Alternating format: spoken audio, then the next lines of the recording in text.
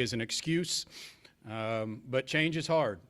And we've had a whole lot of people have to change the way we do things.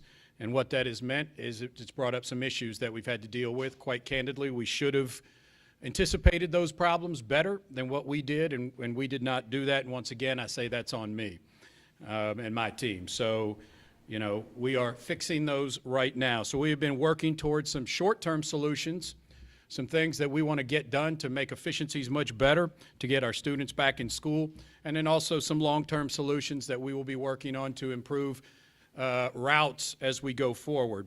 You know, some of the challenges that we are facing, without a doubt, we're operating right now on about 400 less routes than we did nearly 8 to 10 years ago. And that is immense. And so about 10 years ago, I was a principal. We had over 900 routes in our district at the time. Right now, we're down to about 575, something there in that range, a little over 550. I don't have the exact number. But the point being there is how many routes we have dropped as a result of transportation shortages with bus drivers. And that has really stretched us very thin. Obviously, we couldn't, as I've said before, we couldn't continue to do what we were doing before. And so making this massive change was an attempt to make sure we could get every kid to school at the right time. We had way too many kids missing school, and I've documented that many times. But that has definitely stretched us very thin. We're working on 2 student assignment plans right now. So we are working on a student assignment plan, the former student assignment plan. We're working on the new student assignment plan for K-6 and 9th graders. So we may say that is too much to take on. For me, it felt like it is something we have to do to make sure that we can meet the needs of our kids. Obviously, all new systems for bus drivers and schools. Issues that we're working on fixing with depots, where kids are brought into our depots and they are dropped off and to get on another bus. Because once again, we are a district who provides transportation to nearly every kid who requests it. We have never been a district who denies transportation to certain kids if they choose a school that's outside of their neighborhood or community. And so we could argue that, but that's something that we have not done. And so when kids come to depots, they have to get on another bus. If one bus is late, the depot then waits for that bus to show up so that all kids can transfer buses. That has led to some time challenges, as 10, 15, 20 buses at a depot wait for 1 or 2 buses to come in. But they are things we can fix, though, and so we are addressing those as we move on. It's also been a big challenge talking to bus drivers. Bus drivers told me about this. Our kids not really being very clear about what their bus stop is, which is something we've got to work on, and that's on us to work with our schools, or parents not meeting their youngest child at the bus stop, which means often they've had to turn around and take the child back to school. When you have 3 start times now, or 3 main start times, a 2:40, a 3:40, and a 4:40, or excuse me, end times of 2:20, 3:20, and 4:20, what that means is anytime you have that situation, it backs everything up. And that, especially on the first day, when you have a lot of children, young children, who may not be confident about their bus stops. So once again, I said I met with bus drivers. We've identified over the past 24 hours a list of efficiencies we are going to make short term, and once again, I'll say long term, we are going to work to make sure that we look at routes with our bus drivers, with our compound coordinators, to make sure that we can be efficient. I believe we can be very successful with our new start time plan. I don't think the start times were the issues. We have a lot of other issues that we have to fix around transportation. So moving forward, I want to be clear to our families. I've been asked this question. We are in no way considering NTI. And so that has been a common question around NTI. I will say this again. We have 10 days we can use for NTI for the entire school year. There is no other way around that. Those will be reserved for the real snow days that could occur in the wintertime. And so once again, families, there has been 0 discussion about any instruction on NTI whatsoever. We will ask our board to forgive as many days as we are legally able to, and so parents ask about whether we will add days on or not. We are dictated by state requirements that say students have to be in school for a certain number of hours per year, seat time. We go above that by about 4 days. And so what we can do, depending on how the year shapes out, whether we have a snow delay in the start of school for a couple hours, that counts, or snow cancellations, those type of things. But we will be asking our board, pending what happens with the weather, to forgive as many days as possible of the ones that students are missed. So I've gotten a lot of questions about that. I want families to know about that. And so we continue to work yesterday, today, tomorrow, and Sunday. We believe that we are going to have some solutions in place.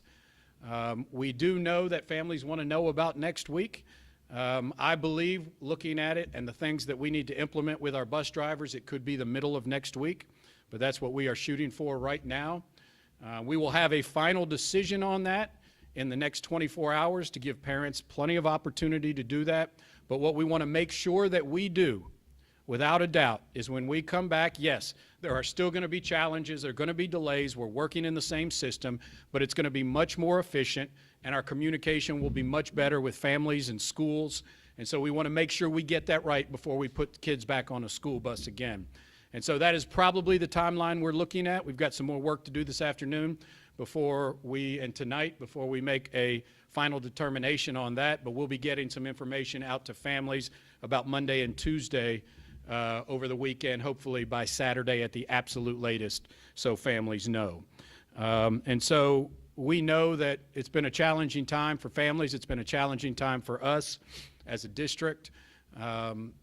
And, you know, in the end, I do believe, once again, these will be positive changes that impact student outcomes for JCPS. We have a new start times, as you know. We have a new student assignment plan. We have new curriculum for all of our schools. I could go on and on. We're working on weapons detection. It's a lot. It really is. They're all important. We're going to implement them, and we're going to be successful with them. I would like to say, you know, once again, if I could go back and do some different things about this, I definitely would 2 or 3 weeks ago. I also want to say our teams have been working nonstop over the summer. So the belief that, you know, we haven't been doing that, this has been the most active and challenging summer of my time as superintendency as we have pushed forward to make these changes. So we will move forward and we will make this successful as we move into next week. So happy to take any questions. Dr. Pollio, why do you believe the plan failed on Wednesday? Was it that the routes were poorly designed, or was it that the implementation was poor? I put it more on implementation. I mean, I think there are some challenges with the routes. There's no doubt about it. I'm not going to put it on the company they're working with us now. They'll be in town tomorrow with us. So, you know, I talked to them this morning. You know, there are some things, for instance, and this is whether you say it's implementation or the company. The software says it is X amount of minutes from this stop to the next stop. But what's not built in is what happens if a parent's not at that stop and the bus driver has to wait 10 minutes or drive back to school at some point. So that, you know, those are things that may not have been built into it. I cause those implementation problems that we should have addressed, and we did not do that. I think the things around the depots that I told you about, like the waiting for, we've got to do much better about finding ways to address one bus who may be late into a depot. We've got to be better at our schools of making sure that our kids know what their bus stop is. And so if, you know, and this is a first day of school problem. It has always been a first day of school problem. A kid gets on a bus, you know, and they're not sure, but the bus driver passes their stop and the student says, wait a minute, I'm supposed to, and now the bus driver has to circle back around, take them back to their stop, and then that then takes the whole thing off schedule. So, you know, there are some changes. I'm not going to let me say this. There are some changes that need to be made to the routing system. It is definitely not perfect, but we need to focus on our implementation. Superintendent, you said if you could go back, you would change some things. Specifically, what would those be? I'd be doing the things I'm doing right now. Which are? Which are focusing on some of the, you know, I can't get into real specifics about some of the massive, the changes that we're looking at. For instance, we are looking at ways in which if a child is on a bus and the parent is not there, instead of the bus driver returning to a school, we would issue someone in a board vehicle to go assist that bus so the bus could then go on their way. We are working on ways at our depots, once again, that if one bus is late, we let everyone go on so it doesn't hold up the whole system, and therefore we can make sure that the bus is, and then have an alternative for that bus when they come into the depot. So it would be one bus late instead of 20 buses late. There's a multitude of other things around how we're tagging kids at school. We've always tagged elementary schools. We know our high school and middle school kids need to have that as well now, because we have a multitude of routes. Every kid has at least 2 different bus drivers and 2 different bus numbers. And so, you know, those are things I would have done differently. If staff is already short, who would follow up if a bus, instead of a bus, just They may taking a be, kid? they may be personnel without CDLs in a van or a smaller car. How much is the contract with Alpha Route, and how did you end up choosing them?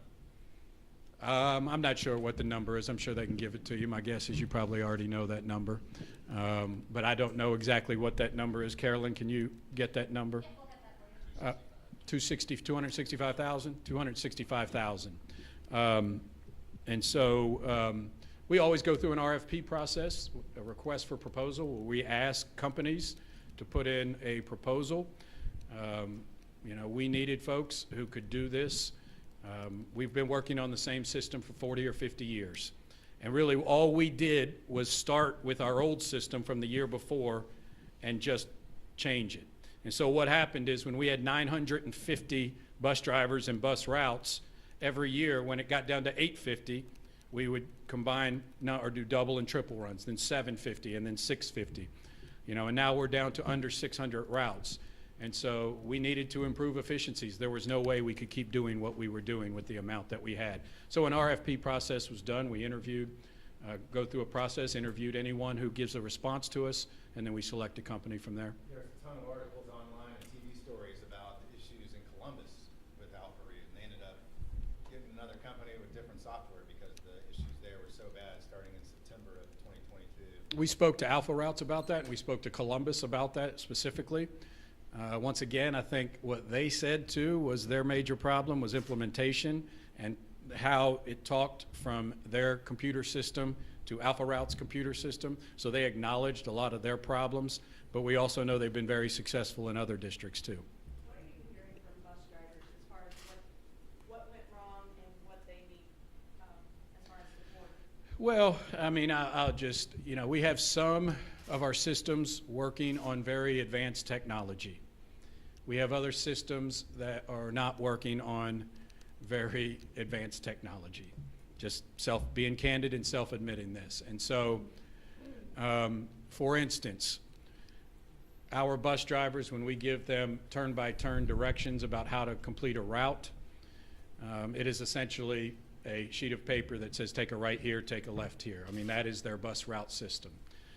Now, GPS on buses with turn-by-turn technology, there's some real stipulations by law, but we should be doing that. And so, you know, a problem is, without a doubt, is we've had to add thousands of additional stops from where we were a month ago when the routes came out.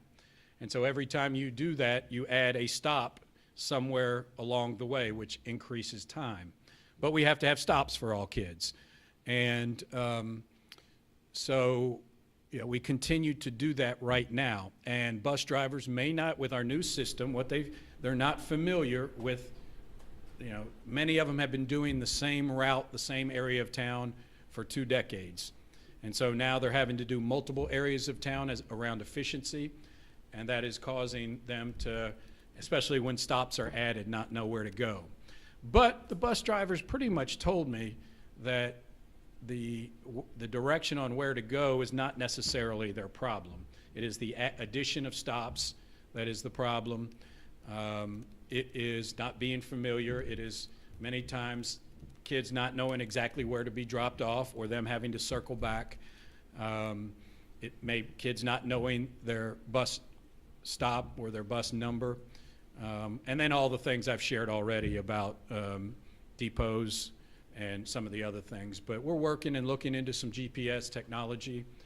That's not a next week solution, obviously, but that's something that we want to work towards. There has been talk of splitting up the district. There was just a press conference yesterday group of Republican members.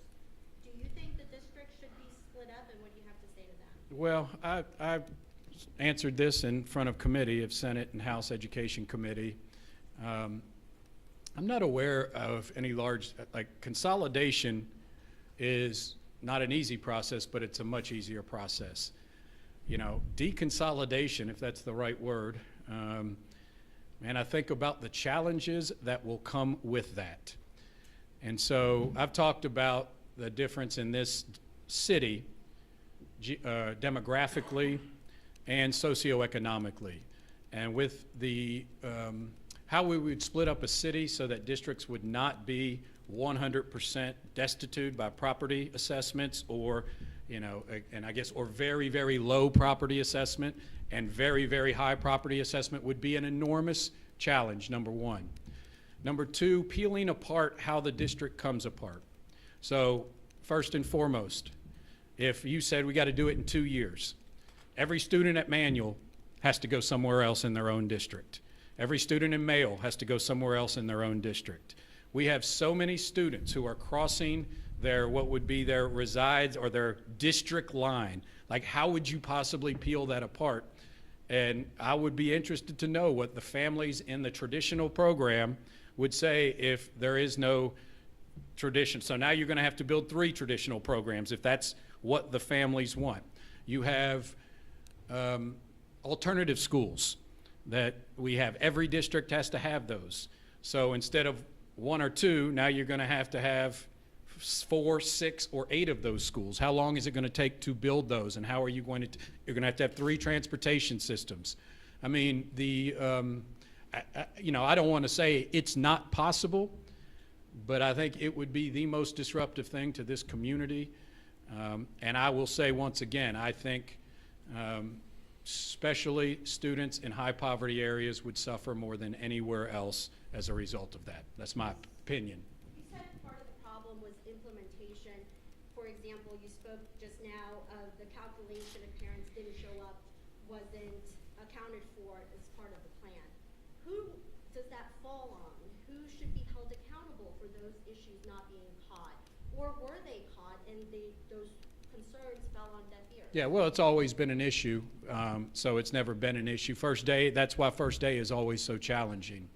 And so, once again, I said it from the very beginning, I take responsibility for it myself, but without a doubt, our transportation department and team in operations should have seen that and should have known that the times were too close, because especially on first day, you're not going to have a perfect situation. There's just no way around it. And so, falls on us. Can you estimate the total number of students who were experiencing major delays in getting home? Like the totality of this, roughly how many students do you think were impacted by all those delays? Well, I mean, any first day, every single bus is delayed. I mean, there are very few buses that aren't delayed on the first day of school. It was more this year. But major delays, like hours getting home. You know, we are right now running that data with our compounds to see exactly what those numbers are. You know, and so, yes, it's not only the kids that got home at 8:30, but it's those from the 2:20 time who, or 9:30, or those that got left school at 2:30 and didn't get home till 5:30. So we don't have that number right now, but we know it's a significant number. I'm not going to duck away from that at all. Have bus drivers quit since Wednesday? What's that? Have any bus drivers quit since Wednesday? No. What would you say to parents who believe you should resign? What would I say to parents? I say, well, I mean, that is obvious their opinion, and, you know, it is a situation where, once again, I have been tasked to lead bold change. And so that's what I'm doing. It comes with major challenges. I've taken responsibility for that, but going to keep doing that work until either I decide I'm not going to do it or the board decides that they don't want me to do it anymore. The board meet with bus drivers today. Were you able to meet with them prior to the first day of school and get their input on what they thought about the bus drivers? We met with our coordinators and some of the staff met with bus drivers, but I did not until today. Some bus drivers are saying that some of the routes simply are not possible when they're driving from one end of town to the other just to pick up one student. Are there any considerations for shortening the routes themselves? I know that they're the little. That's the long-term solution. So, once again, I'll say this. To start school and when we change routes, staff are going to have to practice those routes. GPS would be a huge success for us if we could program the routes into GPS so it really takes off a lot of that practicing. So that is something that we're continuing to do. But they shared that same thing with me too, that the routes are too long, and especially if there's any hiccup, like I said, then it completely takes them off of schedule, and that just compounds. So we're trying to improve that efficiency short term so we can get kids back into school. But I told bus drivers and their coordinators that we want them to be a part of the solution, and go for our longer term, which may be a couple of months, but working to improve efficiencies on those routes. I've heard from drivers that they brought these concerns to compound managers when they got their route sheets on August 1st. That, you know, the route sheets had inaccuracies, sending them the wrong way down one-way streets, having stops that don't exist.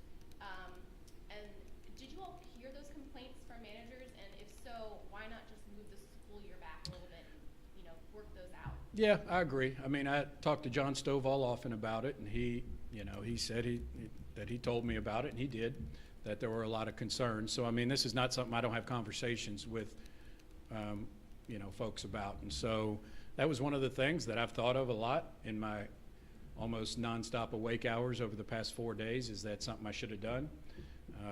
And so, you depend on your team a lot to make sure that they inform you, are these accurate? What do we need to change to make it right? But there's no doubt that we receive those complaints. How much training and practice did the drivers get prior to the first day of school?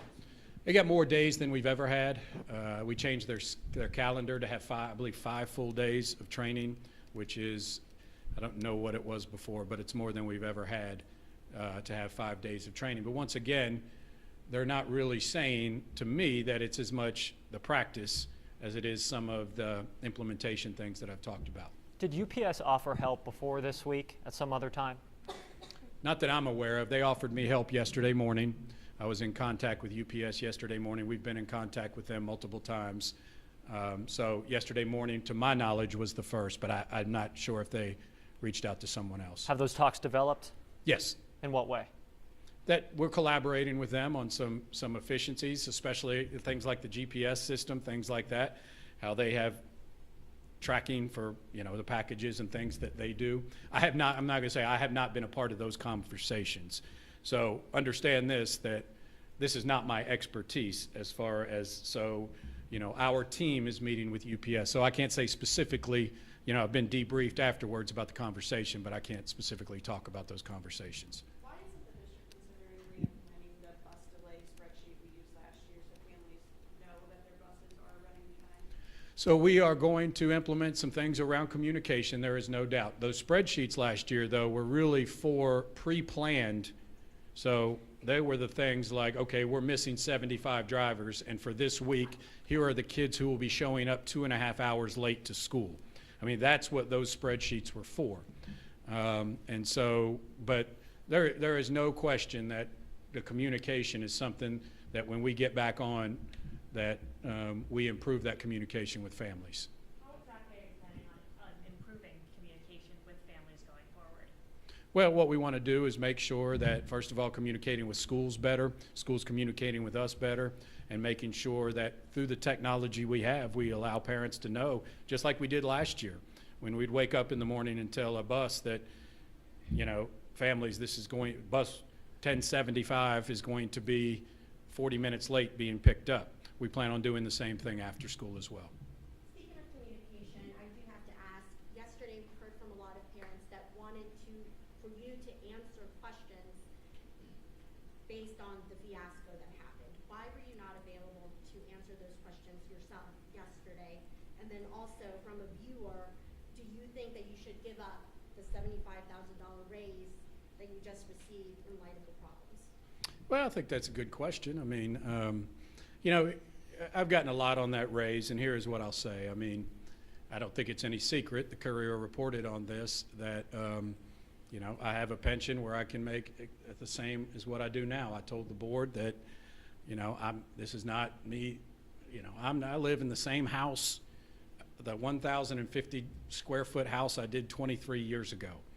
And so, but I did say, I've got a family, I've got things that, yes, if if I'm essentially volunteering to work in a job that I consider to be one of the most difficult job in the nation, period, in the nation. And I'm not the only one. These are not just this one, but large urban district superintendencies are the most difficult jobs you can have, which is why I'm one of the most senior superintendents in the nation right now, and only have done this for 6 years. And so, I told them that, and I said that I'm committed to this year, but long term, volunteer is going to be difficult for me to continue to do this. They asked me to stay, and that is what they gave me. So I don't know. I'm thinking about that a lot. About to say that it doesn't pain me that we had these major mistakes and I put it on my shoulders is it does. It pains me. And so anytime I'm an educator, and from the first day I started this job in Shawnee High School in '97, anytime a day didn't go well, it really pained me and it hurt me. But it's a lot different when you're superintendent and have 96,000 students. Does JCPS plan to come back on Monday, or is there really no chance of that happening until midweek? It's not likely. I'm going to say that. I mean, we still have a lot of work to do. We'll be working Friday, Saturday, and Sunday. But we are anticipating more middle of the week. To the bus drivers who felt they have not been heard through this change, what can you tell them right now to assure them that that won't be the case moving forward? Well, first and foremost, I met with a team of them this morning, and I asked them, I said, I can't meet, obviously, with a room of 600 bus drivers, so I need representation. I told them that from this point moving forward that I would be having a standing meeting with them once a month so that we could discuss and talk about things, and that they have representatives that they can take their issues to and they can bring them to me. So we talked for about an hour and 15 minutes this morning, a lot about some of the specifics in this scenario and some of the specific, not so specific, more general concerns that bus drivers had and have had for a while. And so I need to do a better job of that. We have so many role groups, many times that becomes challenging, and I have to give that to other people. And meeting with one role group, then obviously there's many role groups. But I have committed to them that I will be meeting with them on a regular basis to get feedback from them, and that our team will be meeting over the weekend with our coordinators to get their input. Superintendent Pollio, following up on a previous question, why were you unavailable to take questions both from parents and media yesterday yourself? I think I've been pretty accessible to the media. I mean, over the past 2 weeks, I've done at least 10 of these. Well, if you are, what are you asking me specifically? What are you asking me specifically? Was there no media availability yesterday? We did not schedule a media. So if you are asking me if I was a dad yesterday, yes, I was a dad yesterday. If that's what you are asking me. My family has suffered a great deal from me having this job. I think that is really an unbelievable question from you. I'm answering the question. And yes, did I drive my daughter to college? I don't know who else would do that. I drove my daughter to college while I worked the entire time. I was a dad yesterday morning. On the phone the entire time, dropped her off at college and came back and worked the entire time. So if there is an issue with that, me not being available to speak to you because I was being a dad, then that's what I was being. I was being a dad. And I will look back from that, and I haven't cried in 20 years. I cried when I dropped my daughter off at college yesterday and left. And I don't think there's anything wrong with that. Dr. Pollio, we know that students are missing classroom instruction because the schools are closed. Are you able to touch on the impacts to student athletes with the closure? Yes, they are clear to practice today and beginning this week. That's always a difficult decision to make, is how do you ensure that kids aren't in school, that they still can practice and play. So we held it out yesterday. We're allowing them to practice and play today and moving forward over the weekend. So, You guys were going to be working through the weekend. You plan to talk to the bus coordinators. While the bus drivers, are they required? Are they going to be working through the weekend as well? It's an option for them. We are paying them additional. They don't have to. A lot of them said, I know my routes. I don't have to do it.